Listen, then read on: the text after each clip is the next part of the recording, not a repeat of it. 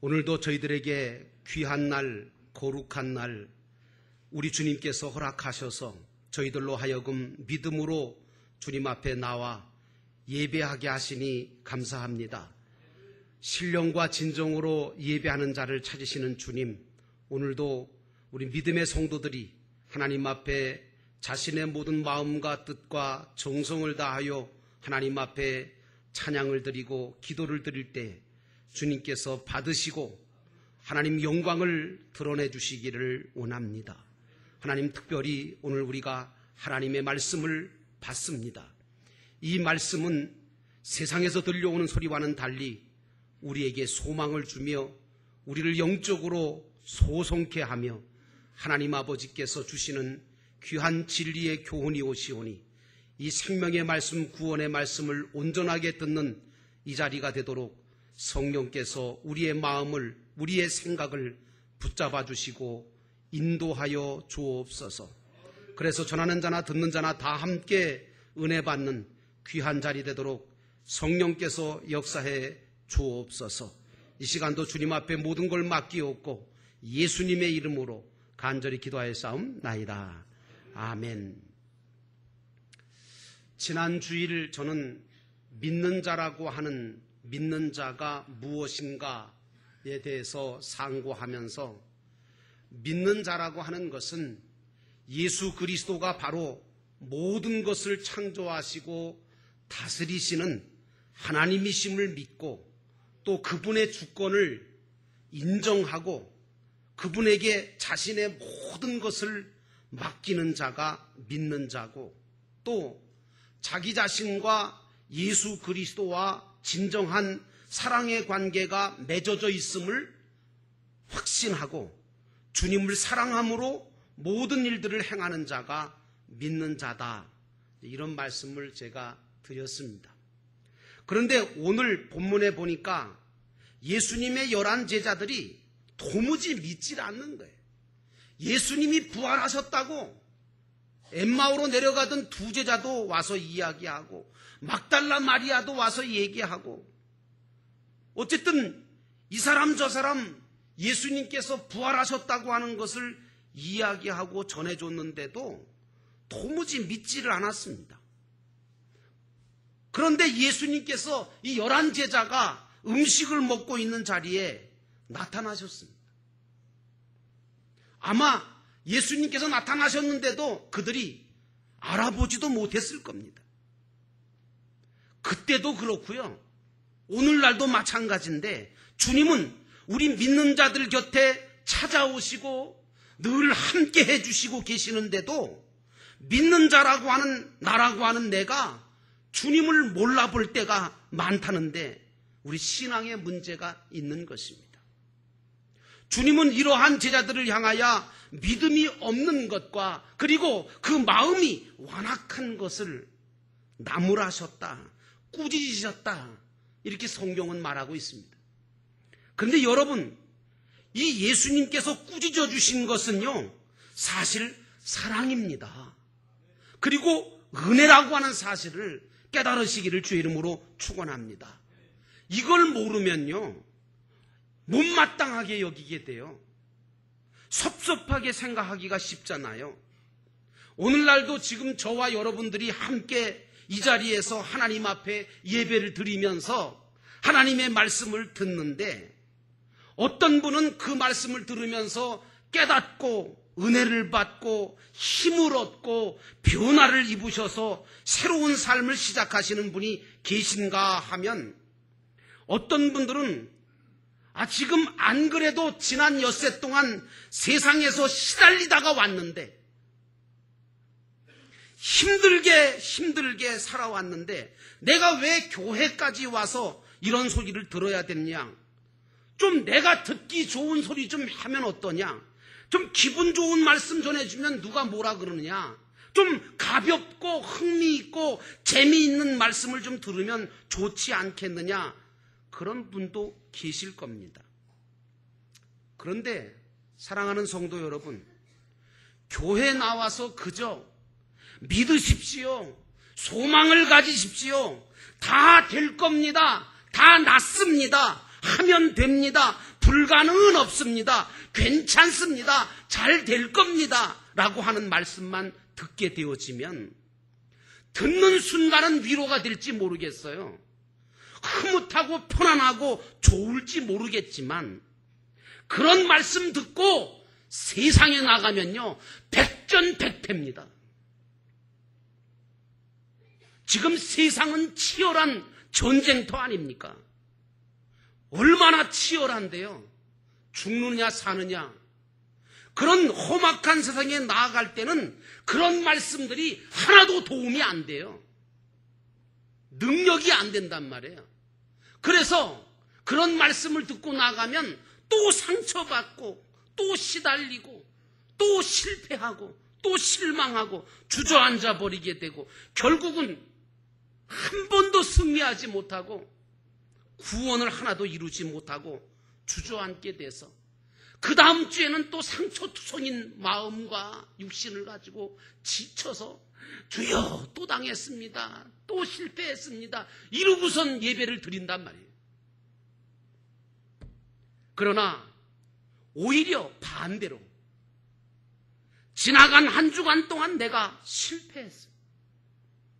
그리고 내가 일평생 살아왔을 때 너무너무 힘들게 살아왔다 할지라도 내 인생이 지금까지는 실패와 좌절을 맛보고 살아왔을지라도 진정으로 예배 시간에 하나님 앞에 무릎 꿇고 예배에 참석해서 주님의 진리의 말씀을 듣는 순간에 그 말씀이 나를 꾸짖어 주시는 말씀으로 그 말씀이 나를 정말 채찍질해 주시는 말씀으로 들려질 때 그 말씀이 진정 주님이 날 사랑하시고 주님이 날 고쳐주시고 주님이 날 바로잡아 주시는 말씀으로 받게 되어지면 회개가 되고 깨닫게 되고 아, 내가 정말 잘못 살아왔구나.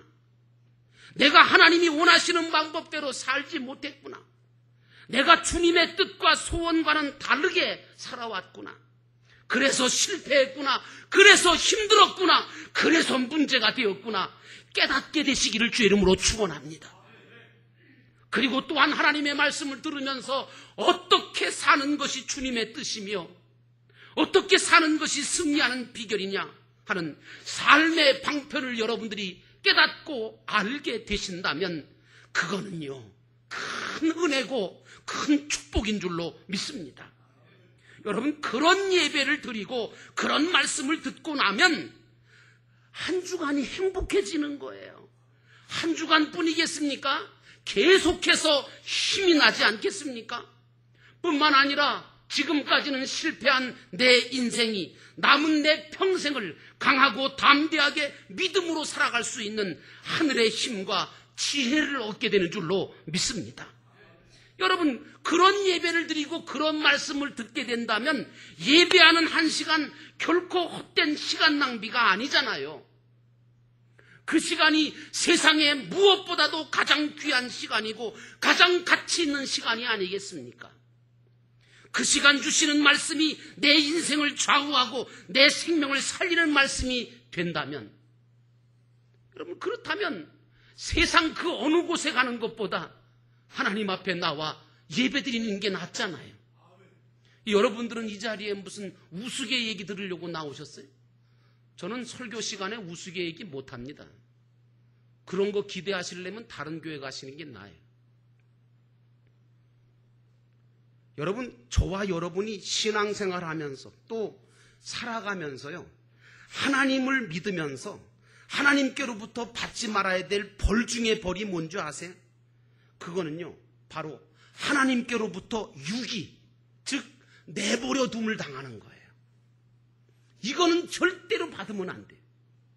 로마서 1장 24절 말씀 보니까 하나님께서 저희를 마음의 정욕대로 더러움에 내어버려 두시고 저희 몸을 욕되게 하시고 저희를 부끄러운 욕심에 내버려 두셨고 저희가 마음에 하나님 두기를 싫어함으로 하나님께서 저희를 상실한 마음대로 내어버려 두사 합당치 못한 일을 하게 하셨다는 말씀이 나옵니다. 여러분, 그렇잖아요.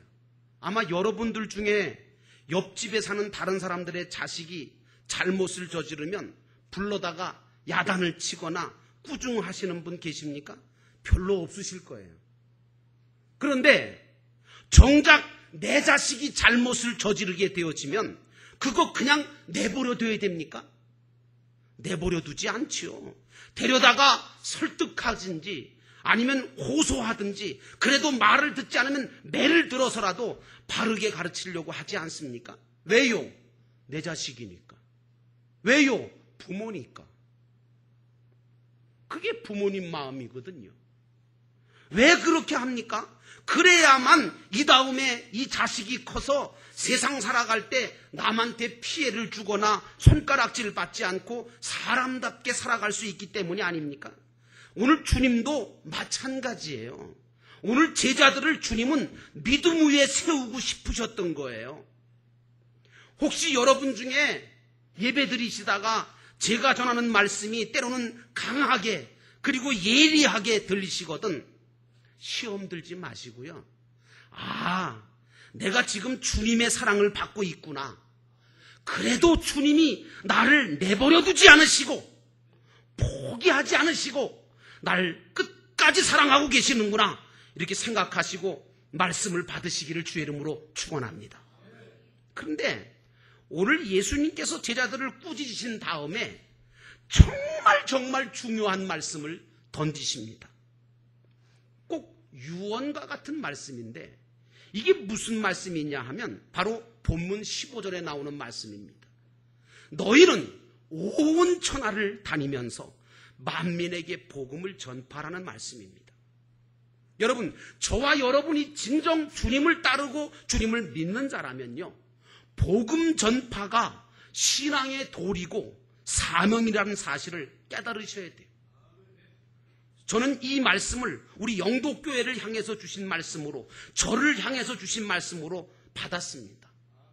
오늘까지 한국교회와 성도들은 주님의 이 명령에 순종하기보다는 교회 성장과 세상적인 보이는 것에 대한 축복만 강조해 왔던 게 사실이에요. 그러다 보니까 점점 교회가 약화되고 믿음도 약해지고 이상한 믿음을 갖게 됐단 말이에요. 주님의 진정한 소원인 복음 전파와 불신영혼에 대해서 전혀 관심을 두지 않는 교회와 성도가 수없이 세워지게 됐어요. 그래서 이제는 믿지 않는 내 형제에 대해서 관심 없어요. 믿지 않는 내 이웃에 대해서는 무관심하고 그냥 세상 일에만 바빠요. 자기 살 길만 찾아요. 심지어는 나 아니더라도 누군가 다른 사람이 내 대신 내가 아는 내 형제와 이웃을 복음을 전해줄 거라는 막연한 기대를 가지고 있거나, 아니면 복음 전파라고 하는 건 목사님이나 하는 것이고 믿음 좋은 장로님이나 하는 것이라고 생각하지 않습니까? 아니거든요. 예수님께서 목사님과 장로님들에게만 그런 거 하라고 하신 거 아니거든요. 그러다 보니까 이렇게 복음 전파에 대해서 관심이 없다 보니까 믿는 자들끼리도 서로가 서로에 대해서 관심이 없어지고 사랑이 부족해지다 보니까 상처를 가지고 있는데 그 상처를 치유받을 데가 없는 거예요. 그래서 신앙생활을 하는데 상처를 쌓아안고 신앙생활을 해요. 이게 우리 한국교회와 저와 여러분의 신앙의 현주소예요. 여러분, 그러므로 이제 우리는 변화가 필요합니다. 전 그렇게 생각해요. 변화되어야 합니다. 저부터 말이죠.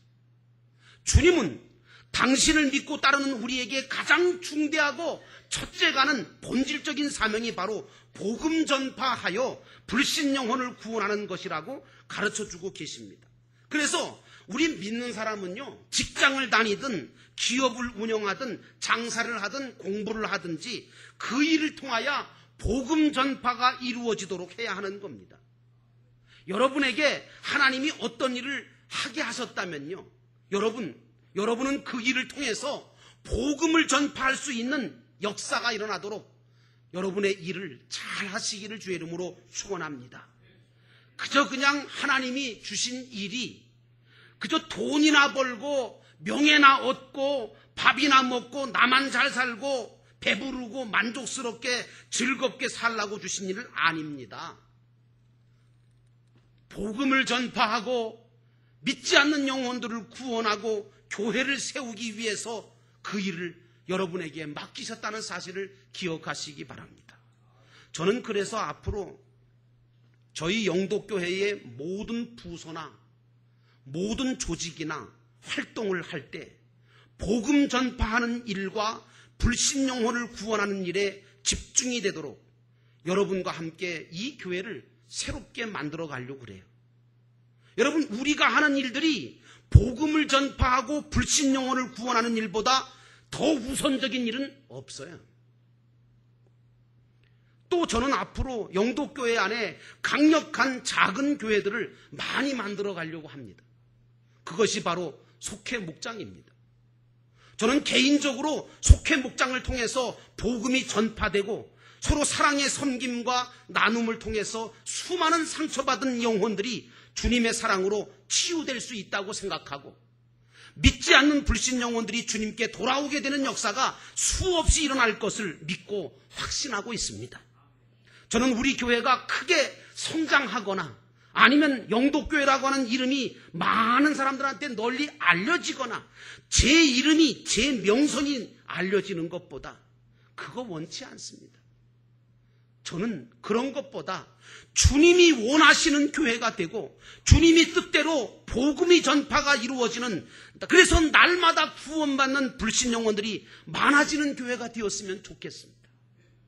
그래서 저는 다음 9월서부터 영도교회를 이런 교회로 전환하기 위한 그런 방편의 하나로 생명의 삶이라고 하는 공부를 시작하려고 하는 것입니다. 게시판에 붙여놓은 걸 보신 분들은 알겠지만, 근데 하나 우리 교인들한테 양해를 구하는 것은 먼저는 교회 장로님들과 권사님들과 목자들을 중심으로 이 훈련을 시작하려고 합니다. 여러분을 소외시키는 게 아니고 이런 분들이 먼저 교회 안에 세워지셔야 되거든요. 그래야 교회가 건강하게 세워지고 기쁨과 행복이 넘치는 신앙생활을 할 수 있기 때문에, 그래서 이런 분들을 먼저 삶 공부를 시작하려고 그래요.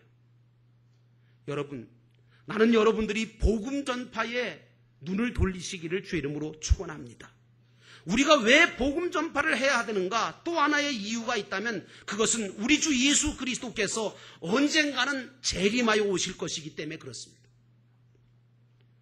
데살로니가전서 4장 16절로 18절 말씀해 보니까 그때의 주 안에서 죽은 자들이 먼저 일어나고 그 후에 살아남은 우리들도 주님과 함께 구름 속으로 끌어올려서 공중에서 주님을 영접하여 주님과 함께 영원히 있게 될 것이라고 말씀하고 있습니다. 여러분, 그렇다면 오늘 저와 여러분만 그런 영광의 자리, 그런 구원의 자리에 들어가시겠습니까? 그것은 주님도 원하시는 일은 아닐 겁니다. 그래서 주님은 복음을 전파하라고 말씀하십니다. 왜냐하면 이 복음이 뭐냐? 예수 그리스도거든요.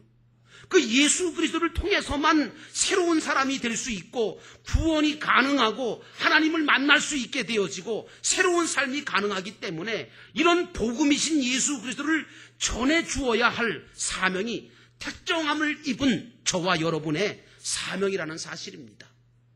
여러분, 인간이 참 평안함을 얻고 참 기쁨을 얻을 수 있는 그런 최대의 기쁨을 얻을 수 있는 비결이 어디 있다고 생각하십니까? 많은 것을 소유하면 그렇게 될까요? 아니에요. 착각하지 마세요.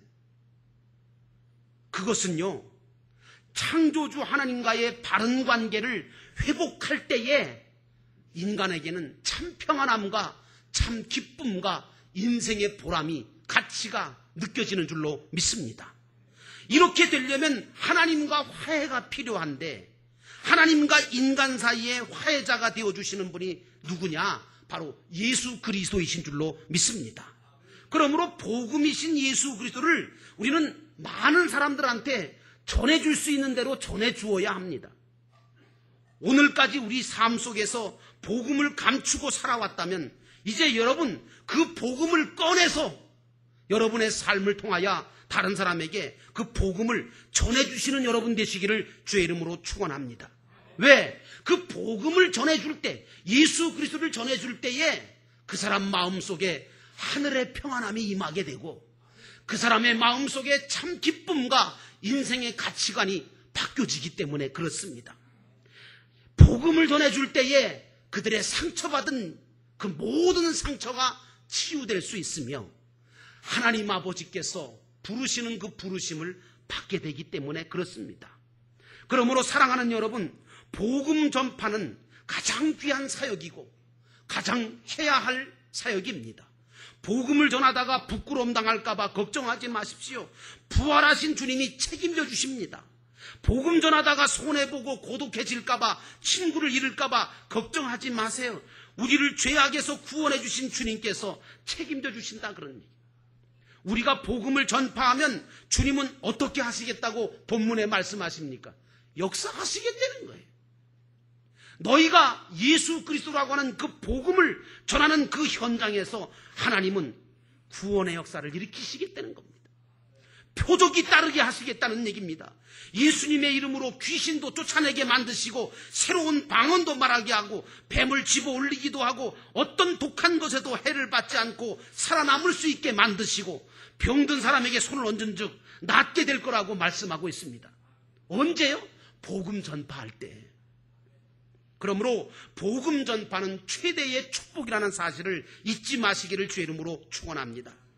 복음이신 예수 그리스도를 우리가 다른 사람에게 전할 때 그 복음으로 말미암아 치유의 역사가 일어나고 그리고 영혼의 구원의 역사가 일어난다는 사실을 기억하시기 바랍니다.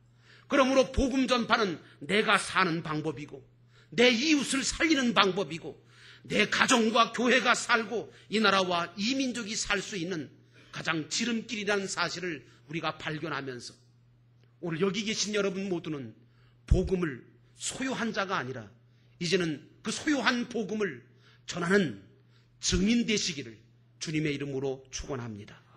기도하겠습니다. 다 함께 통성으로 기도할 때 하나님 오늘 저희들에게 복음 증거자가 되게 하시고 전파자가 되게 하옵소서.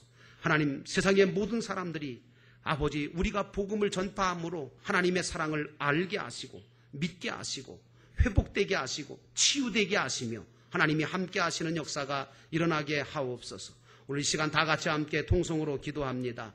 사랑과 은혜가 충만하신 하나님 아버지 감사와 찬송과 영광을 돌립니다. 하나님 아버지께서 오늘도 저희들에게 복음을 전하라고 말씀하십니다. 복음을 전하라고 하는 것은 예수 그리스도를 전하라고 하는 말씀입니다.